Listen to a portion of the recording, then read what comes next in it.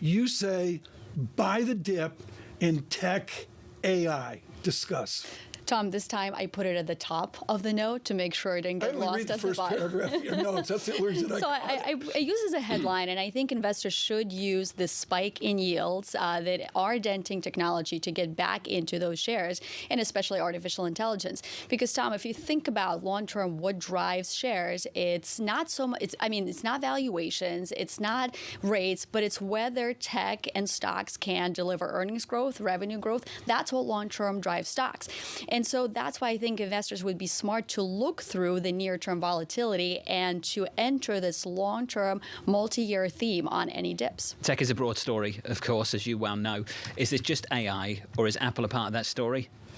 I mean, Apple certainly is a part of that story, but it is more cyclical versus secular. And, obviously there's an AI component to Apple as well. But, the type of tech companies that I think we should be focused on are the ones that are benefiting from this multi-year AI opportunity. So they have the secular tailwind, but at the same time, they're also benefiting from the cyclical upside as well.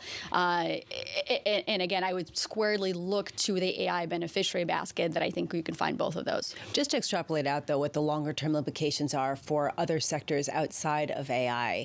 Does this sort of decoupling and shift towards certain industries at the expense of others mean that we are going to have higher inflation or lower inflation, right? Does this boost some of these stocks, or is it just these stocks are going to grow independent of any sort of macro thesis just because of the boom in AI? Well, if you think about inflation, and part of what's driving our inflation today is lack of labor supply. And if we are to solve that challenge, the great thing to do is to invest in artificial intelligence that has the potential to boost productivity. So I think as more and more, CFOs, CEOs, and also chief technology officers are kind of racing to boost their investments in artificial intelligence because they're trying to preserve their bottom line, I think that's what's ultimately going to provide a big boost for AI companies, because there's a bit of FOMO going on right now, and it's not in the stock market, but there's FOMO amongst IT managers that more and more of them want to make sure they're investing in AI, because if they don't and their competitors do, they will be left behind. I'm trying to wrap my head around what the implications on a broader level are of companies investing more in AI, a number of these very specific ones doing very well, and then a whole bunch of industries doing terribly, really getting left out, and certainly with jobs that are not going to be available, cashiers getting put out of work, for example, according to the Bank of to recent U.S. data. What sectors are going to lose that are you avoiding as AI does sort of reigns supreme?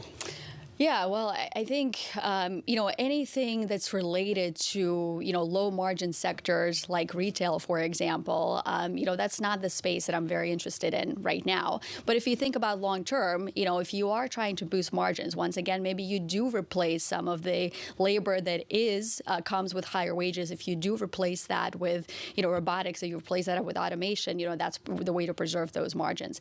But I would say near term, it's not an avoidance strategy. It's more of a preference strategy. Where do I think the incremental dollar spending of IT managers is going to go? It's on that specific theme. And that's why I say, rates bumps come and go, recession fears come and go. But this is a theme that managers are prioritizing for the coming years. And may well accelerate. It makes you wonder whether some of these labor deals are the last kind of labor deals we'll ever see like this, given that acceleration into those kind of things that you're talking about.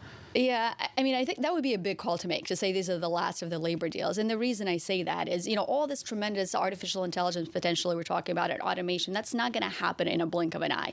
Obviously the adoption of ChatGPT, for example, seems like it did happen in the blink of an eye. We got to 100 million users in 2 months.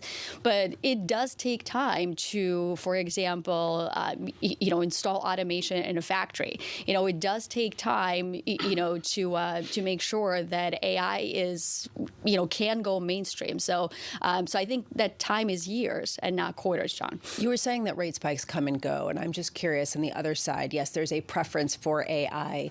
The ballast, the sort of offset in your portfolio, can it still be a bond call at a time where there is such uncertainty, and your call on AI is sort of independent of that in a very strong way? Yeah, it is. I mean, it's one of the things that we're going to continue to have the highest conviction in, but at the same time, it can be the only thing. And, I do think the other ballast to the portfolio has to be something that provides you protection against inflation being more sticky. And obviously, we have oil prices. John, you were whispering, spiking to $90. Repeatedly. $90 a I'm barrel. pleased you heard it. You caught that, huh? Just barely. Would you like to whisper into your mic right now? Buy tech and AI. I think Tom is saying something about buying tech and AI. Something actually creepy, that. But I would also couple that with energy because, it's very clear that Saudi Arabia and Russia are intent on keeping oil prices elevated. And, if that's the case, that I want to be in that space as well.